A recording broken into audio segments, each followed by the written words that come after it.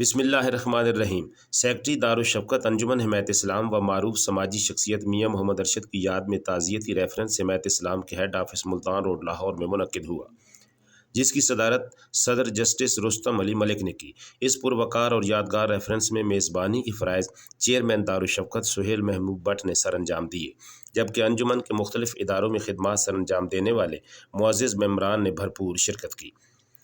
مرحوم کے بیٹے میاں علی ارشد اور پوتے بھی اس ریفرنس میں موجود تھے۔ تمام ممبران نے میاں محمد ارشد کی دارالشفقت اور انجمن کے لیے گراں خدمات کو بے حد سراہا اور ان سے اپنی خوبصورت یادیں شیئر کیں۔ تعزیتی ریفرنس کے شرکاء کا کہنا تھا کہ میاں محمد ارشد ادارے کے لیے ایک قیمتی اثاثہ تھے جن کی خدمات کو ہمیشہ یاد رکھا جائے گا۔ اس موقع پر مرحوم کے بیٹے میاں علی ارشد نے کہا کہ وہ اپنے باپ کے نقش قدم پر چلتے ہوئے دارالشفقت اور انجمن حمایت اسلام کے ساتھ اپنا رابطہ قائم رکھیں گے۔ آخر میں میاں محمد ارشد کے درجات کی بلندی اور مغفرت کے لیے دعا کی گئی۔ پاکستان پائندہ باد۔